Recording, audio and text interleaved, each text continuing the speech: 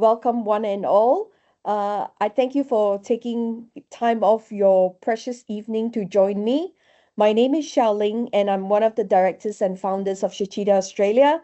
I'm based in Melbourne, so those of you who are based in Melbourne might have seen me running around the centres a little bit. So, first thing first, I guess for current families, sometimes I think some of you may sit in class going like, is this class just play? Are the kids really taking it in?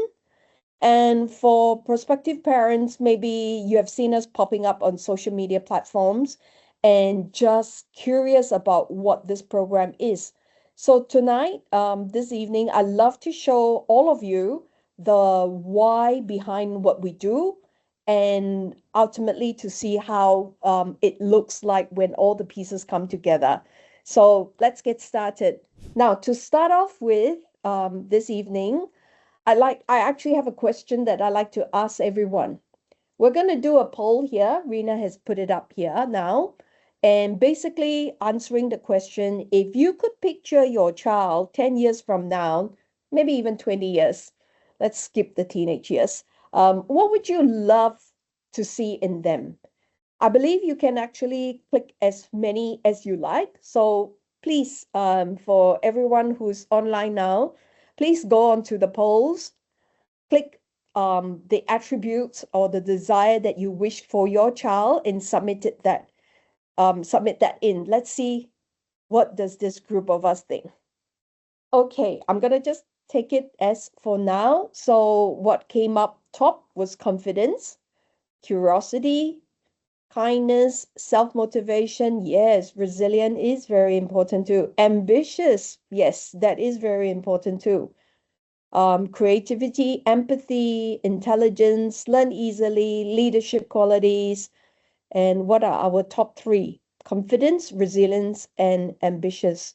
Excellent. So actually, all these attributes here are some of the qualities that our founder, Makoto Shichida, would have loved to see in our Shichida trained children carry through their lives. And that is what we actually work on quietly and consistently through every part of our program. And this is what I'm going to walk you through to be able to see that. All right. So having yourself ticked all those attributes there, what does it look like possibly at the end of your Shichida journey? So let me show you a sneak preview of what it can look like. All right, I'm going to just play a quick video. Everybody, hey, it's time to wake up. Are we ready? Things are gonna shake up. Can you feel it? Feel it on the inside. Nothing's gonna stop us. Nothing's gonna stop us now. We can always reach a little higher. Find a way to light a little fire. Turn it up and never let it down. You know nothing's gonna stop us. Nothing's gonna stop us now. We've never been this far before.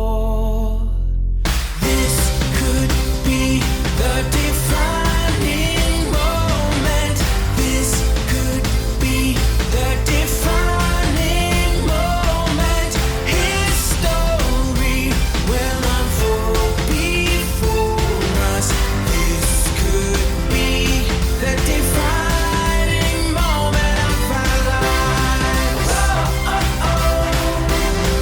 Oh, oh, oh. The moment of our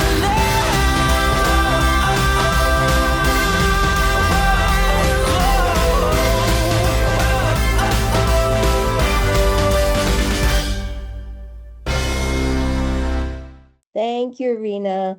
Well, some of you may be thinking, well, it's music, it's dancing. That's not what we do in class. How's that related? Well, let me just remind us on the point, regardless of what we're doing, we do use our brain for everything, right? So soon with this presentation, I'm hoping that everyone will be able to realize that Shichida is a brain training program. It is not just an activity. It's not learning ABCs 1 to 3 before you go to school. Yes, we do cover that, but that's not the core of it. So you might be thinking, how does all this come together? How does this even work? So how do we do it at Shichida? A couple of things that I think not every parent actually realize about what Shichida is. And I want to kind of bring up the first point, the secret ingredient in our philosophy and our approach is basically engaging the children's heart in order to engage their mind. So all that we do evolves and revolves around this bit about engaging the children's heart so that their minds are switched on. Now, this is not something hard to understand because if you think about it, your own academic journey or your own learning journey, think about the best subject that you had at school. Definitely your heart was engaged in it in some form or shape to be able to, I guess, give you the outcome that you want. Now, secondly, as I said earlier on, Shichida is a whole brain training program. We are taking advantage of the early years when the brain is still plastic in order to give it that stimulation, harnessing that period in order to strengthen and optimize these neural pathway during the critical years of development. So we basically, the system, the Shichida program, basically stimulates the whole brain and being able to create that robust neural connection. And that is what that lays the foundation for lifelong learning. So when we say whole brain training, what that means is that we're engaging both sides of the brain through all these fun and intentional experiences, shaping the way the brain develops so that then it enhances the memory, the focus, the creativity, and the problem solving, I guess, ability that we were all born with. And when learning is embedded in this sort of environment together with your involvement, that is when it activates and reinforces all these natural networks so that all these natural neural networks so that then it gives children that cognitive tools to be able to thrive. So remembering that, it's not just the knowledge that we're giving to the children, more importantly, is giving them the tools to learn. There is this article that came out in 2011. So Shichida started at the end of year 2009. This article came out in 2011 as the headline reads, it's never too early to start teaching our kids. So when this article came out, the current affair program Today Tonight actually came to us. I reckon they know or they might think that we might be the only organization out there at that point to agree with the points that's being made in this article. So I wanted to just quickly take everyone through some of the points mentioned over here to sort of show like this is not a starting early, learning early, the advantage of learning early. It's not just Shichida saying it. It's basically, many research has gone into that part. So this is Professor Frank Oberkley. He is a highly respected pediatrician and an advocate for children's health and well-being.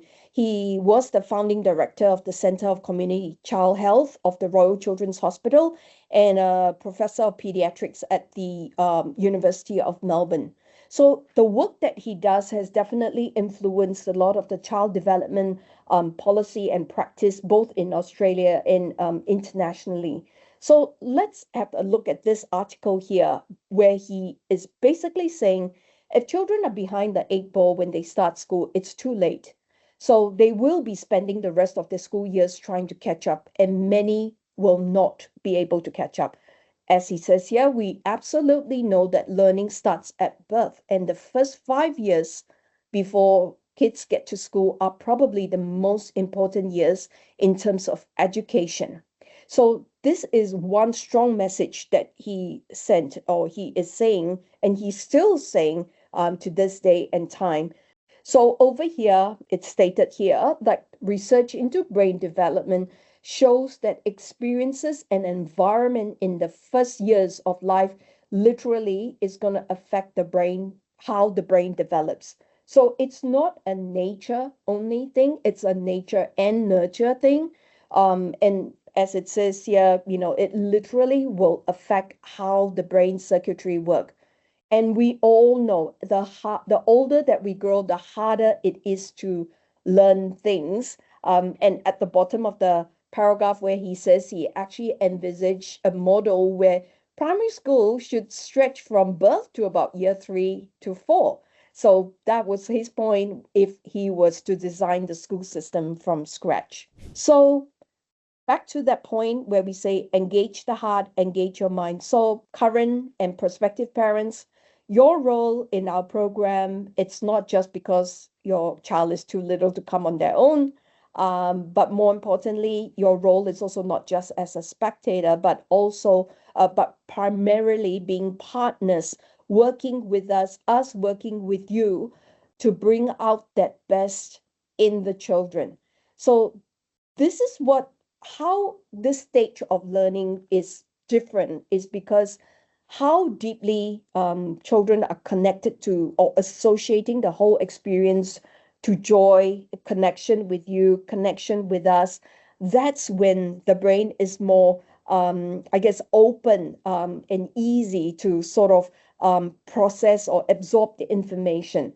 So when learning feels like play, that is really when they will absorb more and want to keep learning. So that's why that building of the love of learning needs to come first because that ultimately is what that's going to help them go that distance. That spark is what that's going to help carry them through the tougher academic years later on.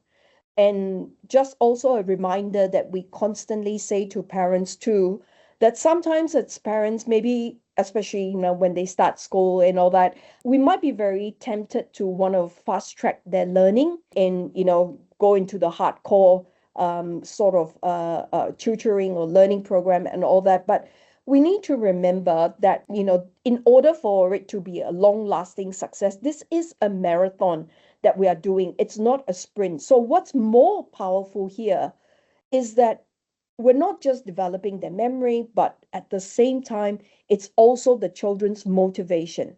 Now, self motivation is not a given. So when they are self motivated, when they love learning, that's one of the best things that we can ask for. So we need to remember that basically here, this whole underlying philosophy of engaging the heart, engaging the mind. Children learns best when they feel loved and safe. And definitely the memory will grow through all the joy and the emotion that comes with it, with your involvement, and obviously with the way the whole program is designed. So as we say, it's, them learning how to learn, and most importantly, them loving it. That is the foundation that's going to last. Now, there's this whole right brain, whole brain, left brain. What's all that about? So, as I said earlier on, Shichida is a whole brain training program. And the uniqueness of it is that we are actually taking advantage of the early years, especially the peak right brain window when your child's right brain is just naturally more active. So the 0 to 3 years old, that is when a child is very right brain dominant. The right hemisphere is very active. The way they process information, they take it all in, they soak it all in. It's all a very subconscious learning.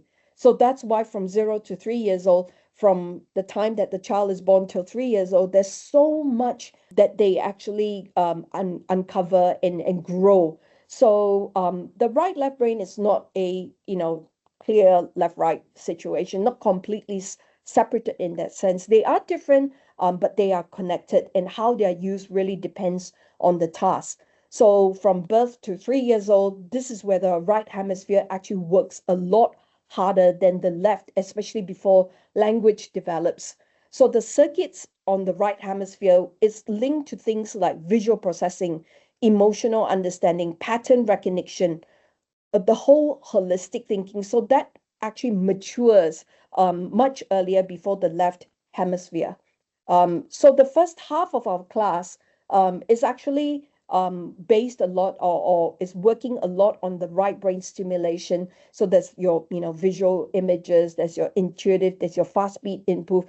So all these looks like just random games in your mind when you're watching a class, but They are actually very carefully designed activities in order to stimulate the right brain, especially when it's the most receptive. So it's definitely a foundation that we're laying for, all these right brain capability and ultimately being able to synchronize it with the left. And the main point is that at the end of the day, because of the early stimulation, we develop that library, if I may say, that neural libraries of images, of association with memory strategy, such that then later on the left hemisphere can draw on it for language, for reasoning, for problem solving, etc. So basically, the early years is actually when we can create that foundation of how effectively the whole brain is going to be working as an adult.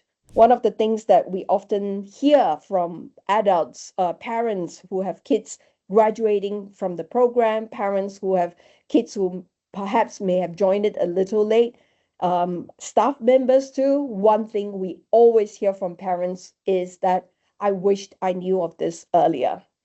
So now let's look at some of the things that we do in class, some of the fun activities that we do in class, how it looks fun today, but actually it's going to be very powerful tools for tomorrow. So some of these things are actually, really to design to unleash that potential in your child. And every activity has its purpose. Now you have to remember that we are training the children how to think, not just what to remember. Because on the surface, it looks like games, it looks like songs and all that, but behind or underneath, that's when we're developing their memory, their speed listening, their creative problem solving, that whole emotional or empathetic EQ part of things. So this is very important that we keep that in mind, because tomorrow's world, where the children's going to grow up to be, it's going to be very different from what it is today. A lot of times we're going to be, they are going to be in jobs that we know don't exist today. They're going to be solving problems that we can't even imagine it to be yet at this point. So that's why it's really important that they're able, I guess, to basically, using the experience or the tools that they're exposed to, and then learning how to transfer it into new situations, so that then, that's basically where they can go further into that unknown world in 20 years time when they're in the workforce. So image training, one of the things that we do in class, one of the first few things that we do in class is actually imagining a certain scenario. It's a warm-up exercise for our right brain. Studies have also shown, like, ultimately this whole thing about visualization is being used by athletes in order to mentally stimulate the desired performance. And in the older years, while it looks like image play in the younger years, in the older years, we actually teach the children to ultimately use it to visualize in order to improve their performance, achieve, goals, and be motivated, doing that whole mental rehearsal of what it is, and of course, having that as an edge.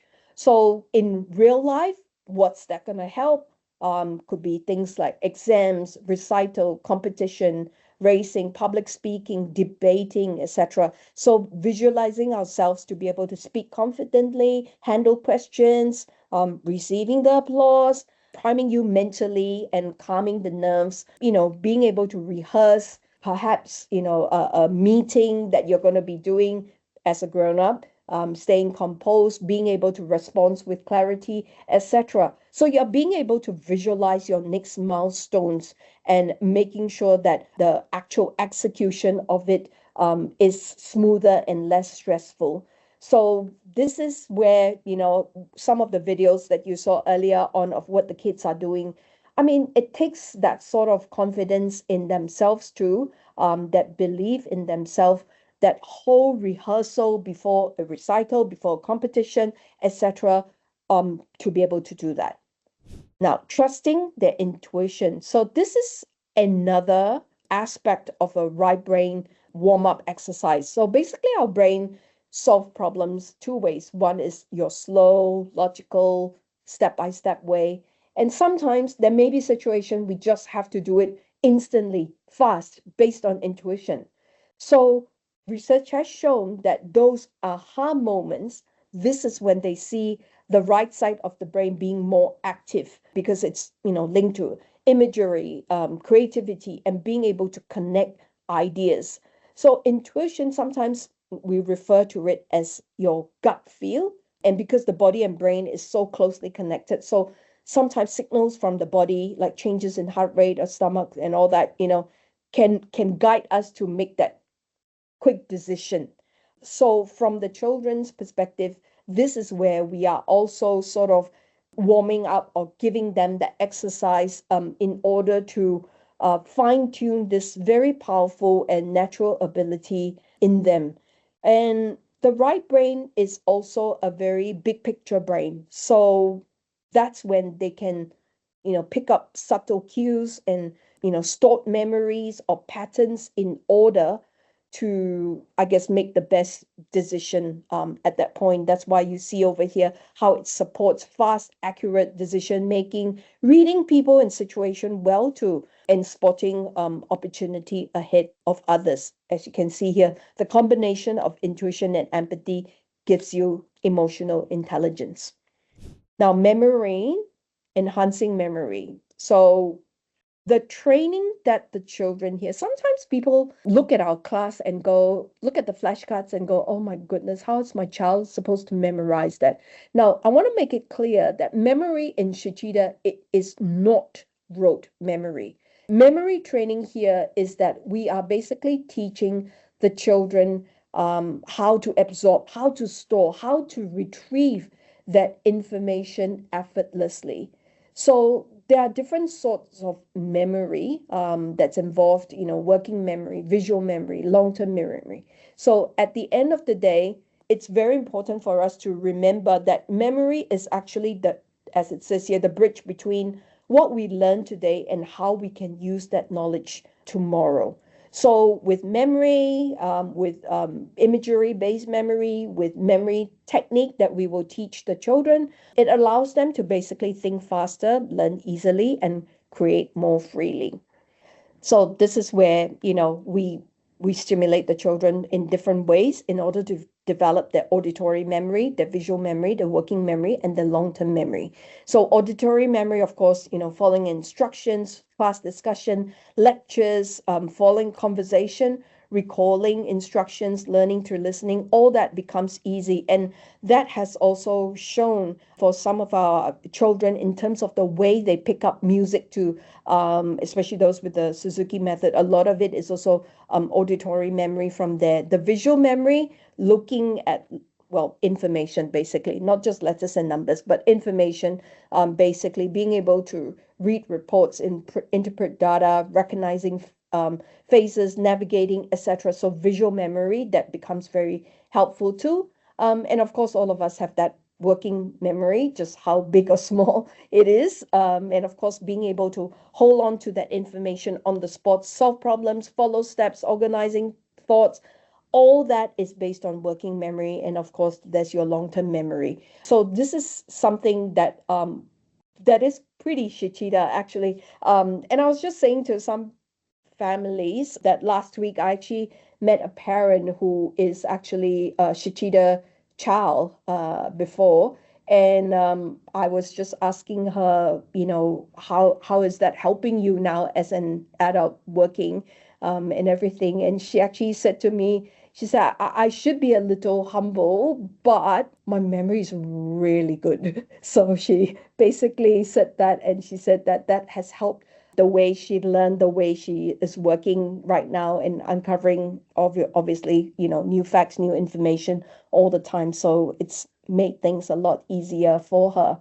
Now, like I said, other than visual memory, we also teach the children mnemonic techniques. So different techniques, silly story for those of you who have been in our classes before. pack words, body pack, number packs, playing card packs. So basically, mnemonic training is helping the retrieval and the sequencing of information. It's being able to associate new information with something that you're familiar with. And that is when I guess that whole memory becomes easier because you are always linking new facts to existing memory, creating stronger neural pathway, making the retrieval easier. And we combine that sort of information with visual so that then the brain actually has two traces of that information. So it will make that retrieval easier. It creates that mental hook in order to pull up the information faster. So, of course, immediately when these kids grow up in terms of studying, that becomes easy. When they become adults, whether it's a shopping list that you're trying to remember, whether it's a presentation that you need to do, what are some of the key talking points, a negotiation meeting, etc., all that becomes a lot easier. Now, flashcards, one of the things, this is what I said earlier on about sometimes parents looking at the flashcard going, hey, that's too fast. Why are you rushing through it? Or how's my child supposed to memorize it? Well, the thing is that you don't need to memorize it per se. As I said, this is not a rote memory thingy that we are doing.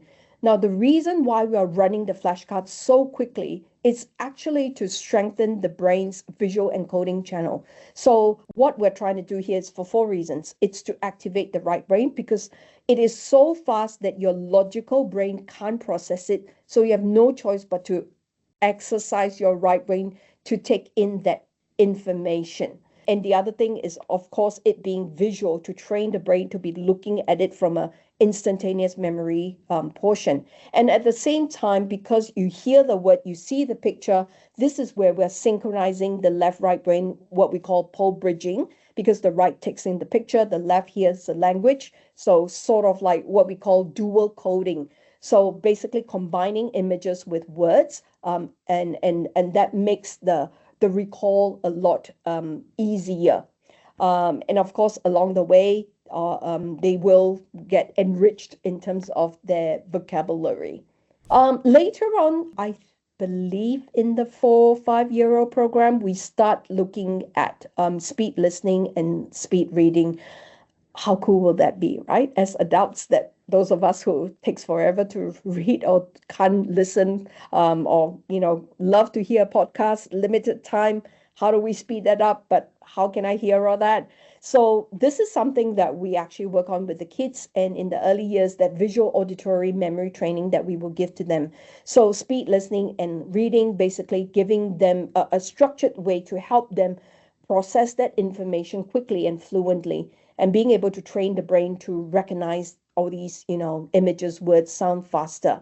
So then the brain is able to combine that information, with what they already know. So of course, it improves attention, memory, and ability to pick out key ideas quickly. So of course, how that's going to help? Well, I think our first few batches of kids are already second year in university, first year university, and a lot, in year 11, year 12 now. Definitely from a revision standpoint, it's a lot easier. From a note-taking standpoint too, this was actually shared by one of the past graduate. Not sure about you guys, but I remember that when at uni, very often we're just furiously scribbling, trying to write down every single word that the lecturer is saying. And quite often, by the time we go home and we look at our notes, may not even understand what we were writing because we were just, really transcribing everything that they were saying. It's not making sense. But our kids have actually said that they actually are able to process that information and take notes in a way that makes sense, or even summarized in that sense. So definitely, the note taking helps, the working memory helps, and as it says here, the triage of your information is better because you're processing it at the same time. So definitely that confidence when they're learning. Critical thinking. So of course, this is what many parts of our lives going to require this. The maze that they do, the puzzle that they do, the pattern play that they do, in the 5 6 7, 8, 9 years old program where they do science experiments and discovery question. Discovery questions are things like, oh, why do we dream? Why are rain clouds gray? Why does an ant fall from great heights and still survive? These are just some examples of what we do in our discovery activity. So what we're trying to do here is actually training the brain to think flexibly, spot patterns, of course, make decision quickly and effectively, problem solving, and of course, concentrating, so that ultimately all these skills, as they grow up into, being adults and all that, being able to assess situations, weighing pros and cons, and of course, making smarter life choices in that sense. So, as I said earlier on, today's world and environment, knowledge alone is not enough. They do need that ability to learn and unlearn and relearn, and process information. So, it's going to teach them how to analyze new situations and adjust. So, something that's going to be very valuable in future workplaces. So, again, how it could be used: better problem solving, divergent thinking, creativity and innovation, improve focus and resilience, of course, adaptability to what the situation might be, and of course, the confidence and independence in them being able to trust their own reasoning. This is extremely important. Problem solving is very important skill, as we will all know. And even for those of us who may be academically focused, just so you know, mathematics, for example, your maths Olympiad question is not questions that's going to be answered through drills. It's actually answered through different ways of looking at the problem, having that confidence to try different ways to solve the problem, etc. It's a mental exercise. It's a mental training for that sort of questions versus your normal academic mathematics in class. Okay. And of course, at the end of the day, for sure, we will cover literacy and numeracy. Now, I want to reiterate that this program is not about ABC or 1, 2, 3. It is about the tools to learn. And it is a fun way to learn. That repetition and layering approach is also where it gives the children confidence. So for those of you who are parents sitting in here for your, I don't know, 8th term, 10th term, to you, it might look so repetitive. And to you, you might be thinking, what are they learning? It's so repetitive. Children needs that repetition. That repetition is there to solidify, consolidate the concept. That repetition is there for them to acquire that confidence to know that I can do this.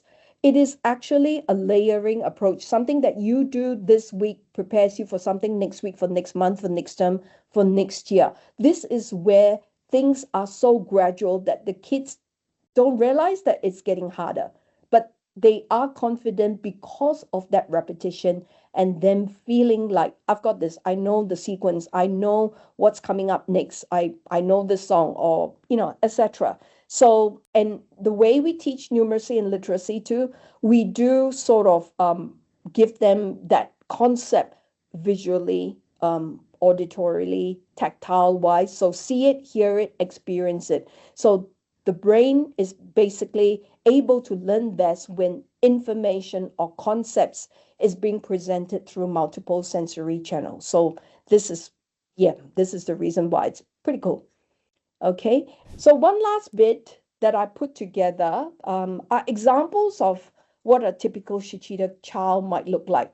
Now, these personas that we sort of drafted up are actually inspired by real children's experience in the program, capturing what many families typically see at this stage. But of course, every child, develops at their own pace. But these personas, I believe, will give you a sense of what a sample Shichida journey can look like and what we see as our team sees from the children. So we have here Olivia, 5 years old in the kinder program, the calm problem solving. So started as a toddler, listens carefully, remember multi-steps instructions at kinder, we often get that sort of compliment from parents, or actually from the kinder teachers or school teachers, the minute our kids go to the school system, where they stand out from the whole class, and that sort of compliment goes to parents. And even when something doesn't work, they keep trying, because this is also something that we encourage in class, that it's all about giving everything a go.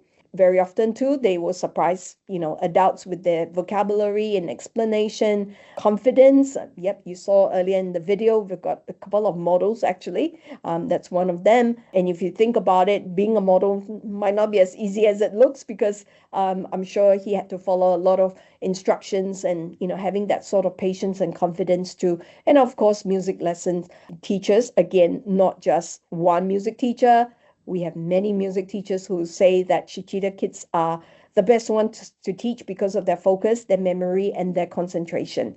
Ethan, age 9, the last year of our primary school program. So the program goes all the way till 9 years old. Loves memory games and mental maths. I just met a parent here who's a past graduate now. I think she's 11. One of the most exciting things, people fear NATPLAN, but for her, it's like, yay, I'm looking forward to the challenge. And our primary school program graduates, it's always a joy speaking with them, because some of the things that they say, it really makes you go, how did you even think of that?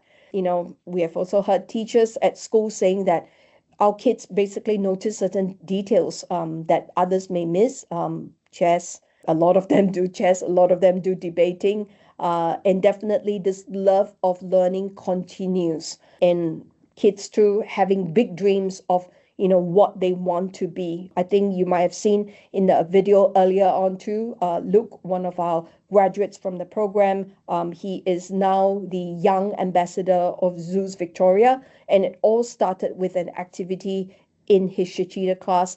If he had superpower, what did he want to do? So ultimately advocating for the protection of the habitat of orangutans. So that went all the way to the parliament, where he presented on behalf of Zoos Victoria. So that's really amazing to see. Maya, year 12, confident communicator. Basically, yes, we've got a couple of school captains, and this not just at year 6 level, but in year 12, subject, or what do you call, music captain, etc. So definitely presenting ideas in debates and group projects. You saw again too in the video where one of our graduate actually headed over to Singapore and won a international competition. As it says there, a state writing competition that was also there in the video too. And helping parents at home with their younger siblings too, helping friends at school who may be struggling, having the empathy to be able to support the kids. And of course, we do have quite a number of children who have gained entry into selective school, and also getting scholarship programs in some of the schools. Did we have it? Oh yeah, Daniel, Shichida graduate. So of course, great memory, focus, resilience, and yes, like I said, we already have a couple of kids who have started university and scoring really good, getting into the course of their choice. And quite a lot of them basically went on without extra tutoring. And they're responsible kids who will, want to look for part-time work too. And you saw, I think, Layla, who at that point, not just participated in youth council, but she basically has just won the Young Citizen Award at the last Australia Day a few days ago. Really, I think the kids you really would have set them up for life. And as I said, the fact that it is intrinsic, it comes from themselves. I think that is the best bit about what the kids can get out of this, because as a parent, I think if they are self-motivated, they have that love of learning, they want to do it themselves without you having to nag. There's nothing more we can ask for as parents. So in summary, a couple of things here. The brain development is the fastest in the early years, 0 to 3 years old. Shichida is a whole brain training, and why we get the outcome that we we got and we see is primarily because we take advantage of the early years. We take that peak right brain window period to stimulate the children, and the way the curriculum is designed is also factoring, like I said, a layering approach where everything leads up to it. And it is not giving children the knowledge, but very importantly, the tools to learn. So it is a very deliberate sequence brain training pathway with all the highlights that I've said earlier, and that scaffolding way to turn it into real skills. So it is an engineered pathway, basically. And that is what that leads to that reliable and real life outcome. So this is basically what we're trying to do. So we're not just filling their heads, but we're shaping how they use their minds. And as the last quote here of our founder, ultimately what we're trying to do with this program is raising children with kind hearts, big dreams, and full of talents. So that wraps up what I was wanting to present, and hopefully to everyone has a better appreciation of what is it that we are doing with this program here. As the saying goes, when was the best time to plant a tree? That was 20 years ago, but the next best time is now. And in case there are parents here who may have children who are just 6 months, you may be thinking, seriously, can they be taking anything in? They will. Just remember that, from birth, a child is like an empty cup. So you want to be giving them the input, pouring in that water into the cup. And ultimately, when it overflows, that's when they're going to be showing to you what I was taking in all this while. You'll be surprised. I think one thing for sure, parents who attend this program basically goes like, I'm just amazed at what my child is able to do. Kids are definitely very capable of doing a lot of amazing things if they're given the opportunity. All right. Now, before we go off, we just wanted to, as a gesture, to thank all of you for taking your precious time this evening. If you haven't, for current families, if you haven't read this book, actually, this was the book that gave me the whole thing about, gave me the whole idea about what this program is, and inspired me to want to bring this program to Australia. So it's called The Mystery of the Right Brain. It was written by our founder, Makoto Shichida. I think it will give you a better appreciation of the program. I think where it resonated with me was how maternal instinct it felt. Have a read through. There is a 50% discount that you can get from the book. I think it's $9 after discount, I think. And for prospective parents, if you haven't seen what a class looked like or what it's like, I strongly encourage you to give it a go. Trial classes is not to sort of see, oh, is my child going to sit still? Because depending on children, they may not have experienced something like this before.